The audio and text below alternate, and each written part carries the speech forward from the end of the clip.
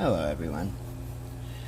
This is going to start the series of the racism and how things are taught in school and what we can do to have a more diverse classroom, because things need to be taught at a young age.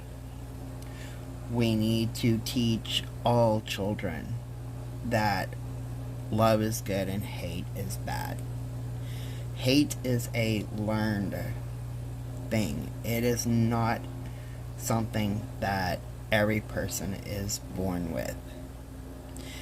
So when we start young, teaching love, acceptance, kindness, and that things are diverse in the world and that diversity is beautiful, then we can hopefully one day overcome the issues of hate and racism.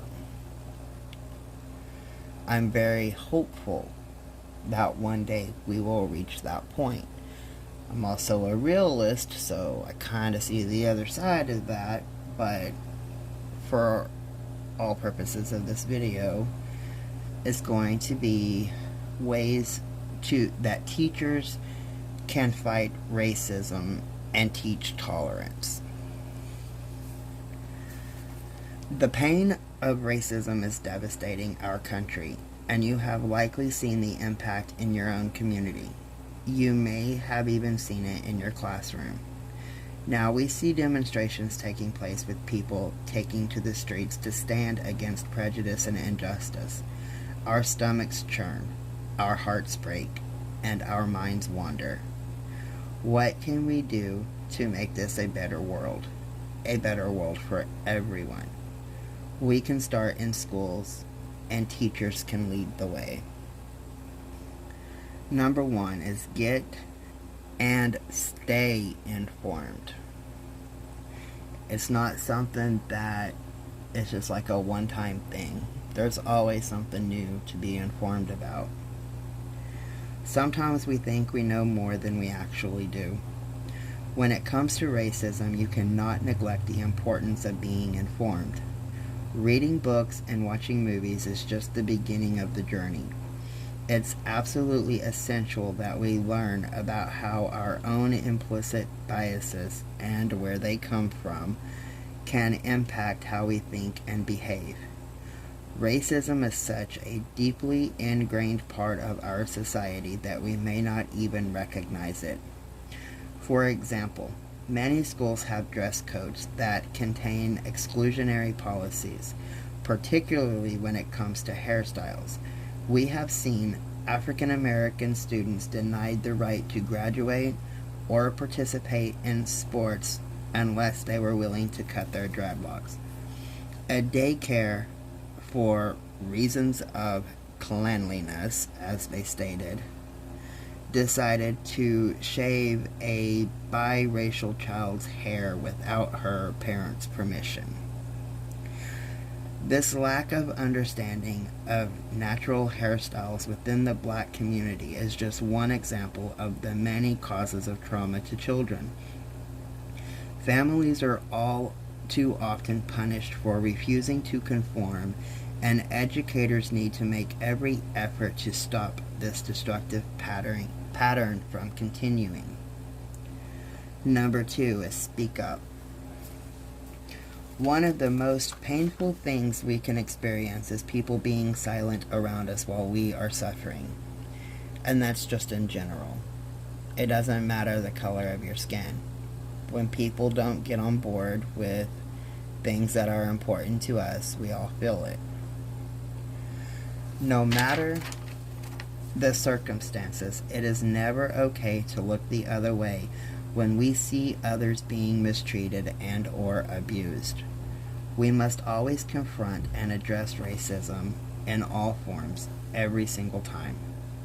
Once you become more aware of the injustices your students, their families, and your coworkers of color face every day, You absolutely must speak up whenever you witness racism in action.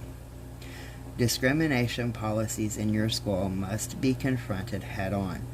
This may mean having difficult conversations with administrators or staging a walkout. When we are forced to stand alone for what is right, it can feel like the weight of the world is on our shoulders. But when we can look around and see others joining together in acts of solidarity, we make it clear that we, as a society, will not tolerate racism and discrimination. We can't stand on the sidelines and watch this toxic dynamic continue. We all need to say something. Number 3, give your classroom a diversity audit.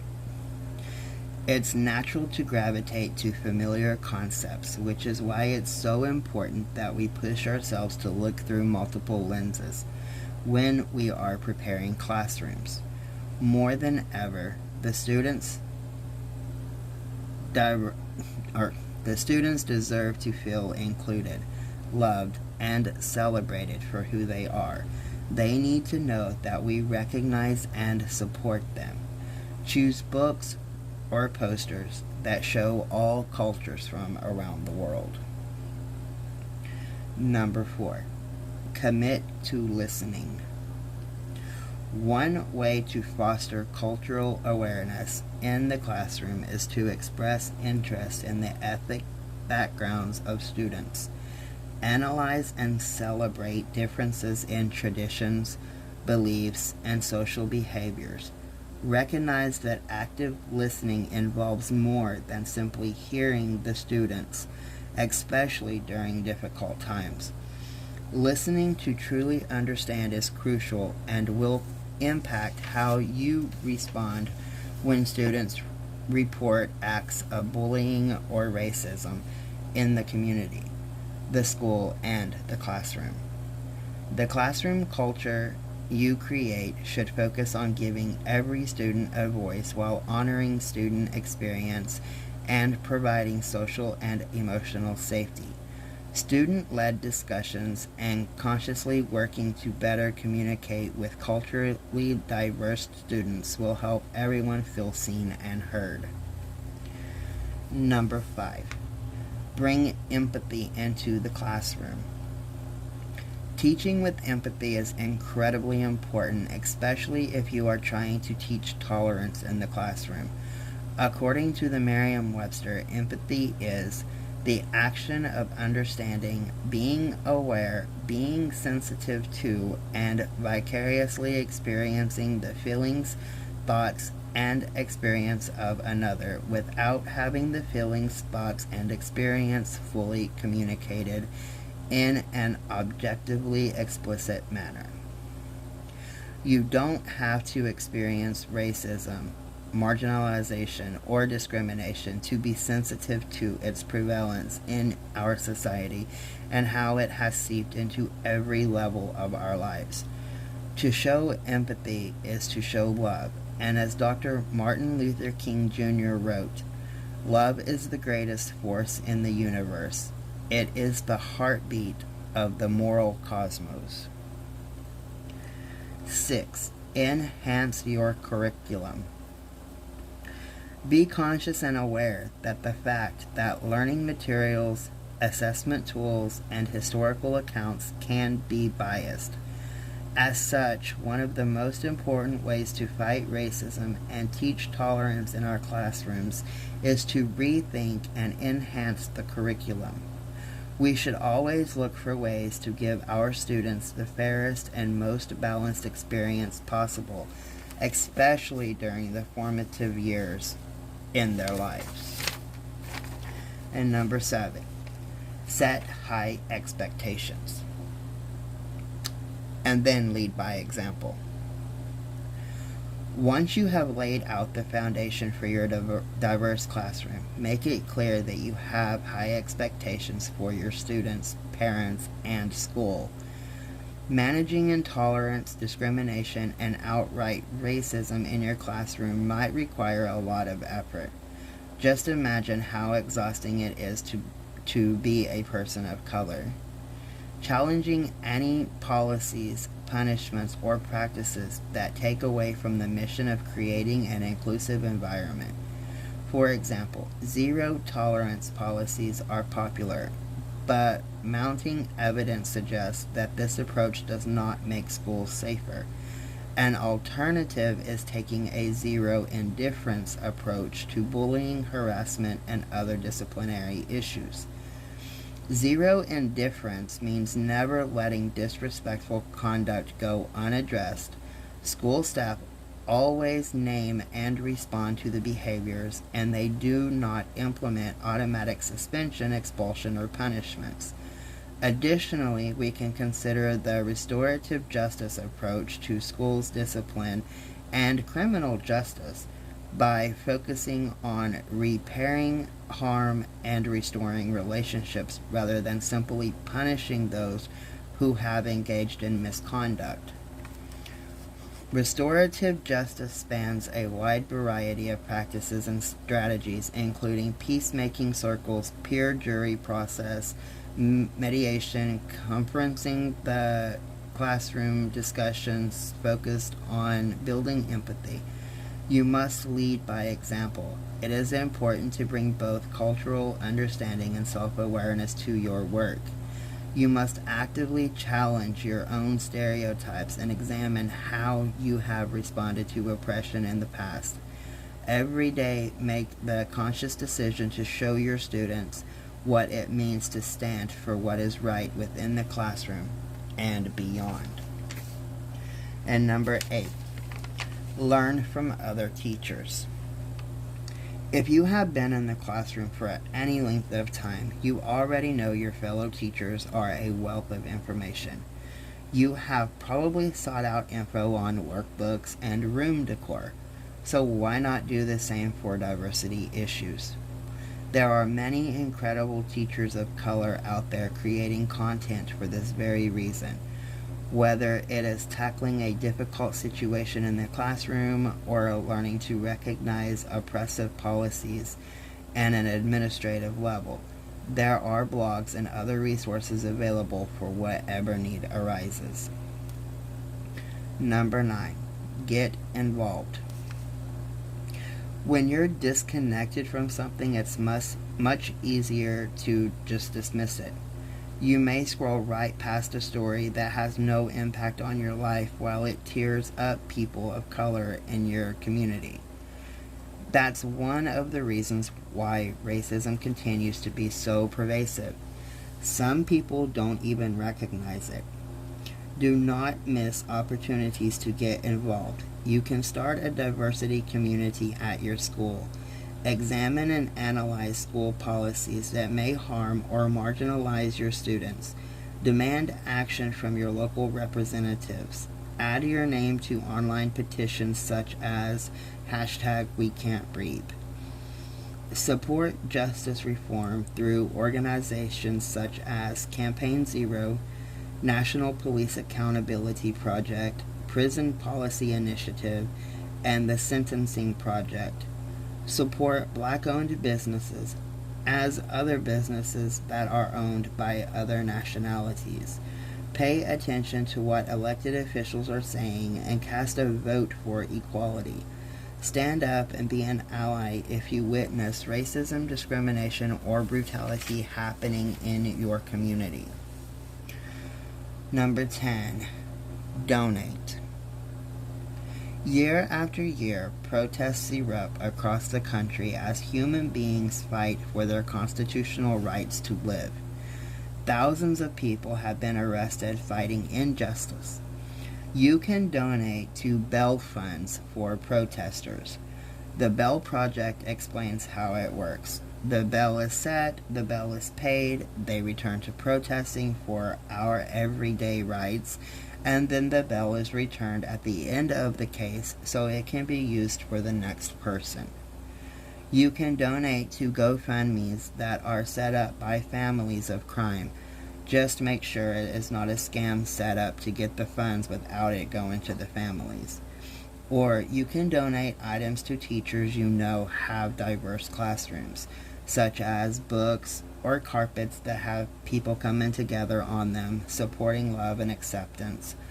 Posters or other items such as crayons, rulers, pencils, etc., for the teacher to hand out as needed to underprivileged children, or items like pencils that you can buy in bulk that say no hate, or other inspirational sayings.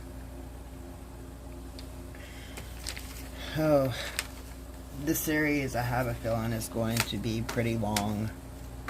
On Wednesday, if everything is going as planned, I'm going to have Pearl Jr. on to discuss things about this topic. And I'm trying to get with another creator that I believe has a voice that people need to hear. He doesn't know me or anything. I posted his link on my community page. He's got like 120 something subscribers, so he is just starting out, but the videos that I have seen that he has on his channel, they are worth watching. We really need to help him grow, even if he does not agree to come on my panel. Like, I'm not trying to help him just to get him on my panel. It will be an honor for this channel if he comes on panel, because his word has power. It really does. He has short videos out. You know, the whole getting started on YouTube, you can only do a certain length of video and stuff, so I personally cannot wait until he can get to the point that he does longer videos. And the cases and stuff that he covers are cases that we really just don't hear about. Like, they're not out there. So I know some of you other creators could probably get with him as well and, you know, cover lives or longer videos or whatever, to help out his cause. Like, I really see potential in this young guy. But I'm also trying to find a couple of teachers that are willing to talk to me about the diversity in their classrooms, even if they're retired teachers or whatever, like how it was back then, but you know how it is today. All different kinds of teachers and stuff. So if you know a teacher or you are a teacher, please reach out to me. And you know, you don't have to come on panel if you don't want to or anything to discuss it, but I'll ask you a couple of questions and then make a video about it and then try to find some information to go with it or whatever. So yeah, the series is going to be really long, and I'm kind of thinking it may actually just roll over into 2 weeks instead of just one. I was going to end it on Wednesday with the live with Pearl Jr., but yeah, I don't think that's going to happen, especially not with everything that is going on right now with some other cases and stuff that I've kind of been looking at. And like our discussion with the last live, I really feel like I can pull a thousand different things out of that live that we had the other day just to make videos. But yeah, I have a feeling this is going to be a long series. But it's good. It's good. Long is good. More awareness. So, sub up to the one that I put on my community page. He is really worth it. He's really sincere. And if anybody else is an empath, and I know many of you are, just listening to his voice and watching a couple of his videos, you will feel it too. You really will. But I'm going to close out this video and then get started on the next one. I'm probably going to be uploading quite a few videos, and I know it only alerts for 3, so you may have to keep an eye out for it. I've also put some information, especially for teachers and stuff like that, on my community page, different links that you can access for posters for, you know, acceptance and diversity and stuff that you can download, and just some random information and stuff with articles. It's really worth looking at. So, take care, everyone, and much love.